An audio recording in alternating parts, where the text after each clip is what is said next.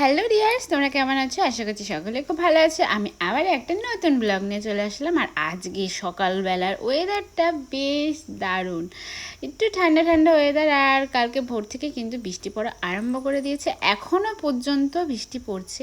আর একটা জিনিস তোমাদের সাথে আমি শেয়ার করি, এই দেখো আমার ড্রাগন ফল আগের 2-3টে কিন্তু একদম নষ্ট হয়ে গেছে রোদ জল বৃষ্টিতে।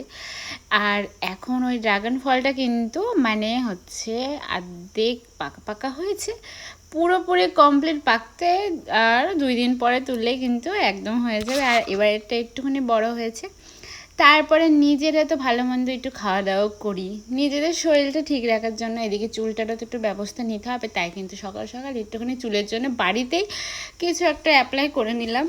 তারপরে স্নান টান সেরে চলে আসলাম এখানে। আর আজকে কিন্তু একদমই দুপুরবেলা ভাত খেতে ইচ্ছাই করছে না, কেন জানি না, হঠাৎ ইচ্ছা হলো যে একটু কিছু খাওয়া যাক।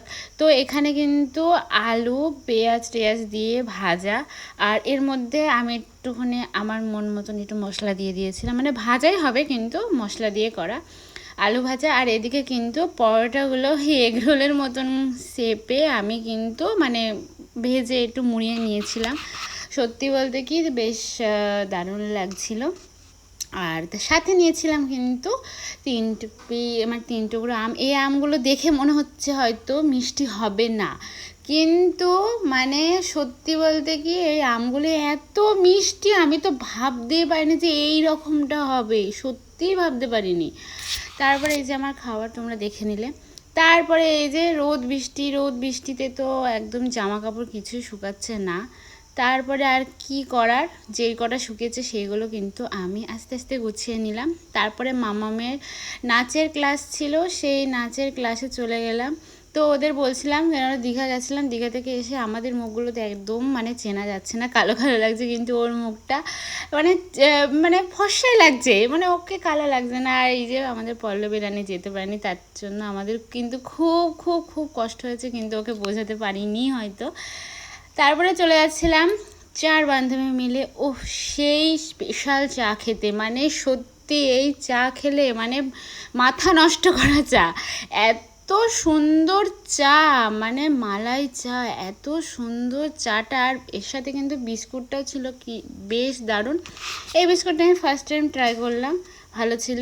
আর এই হচ্ছে সেই চা, মাটির ভাঁড়ে মালাই চা, মানে ফেমাস চা। চাটা খেয়ে মাম্মামকে নিয়ে বাড়ি আসলাম। আর মাম্মামকে নিয়ে আসলে তো ওর খাবার চাই, তার সাথে কিন্তু যে ওর ওইটা ছিল ওর আইসক্রিম, আর এইগুলো ছিল আমাদের।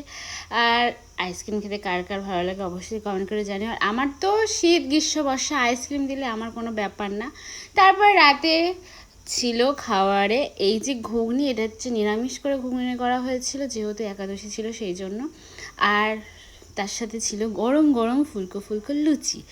আর যা টেস্ট হয়েছিল ঘুগনিটা, সত্যি দারুণ, নিজের রান্না নিজেই প্রশংসা করতে হচ্ছে।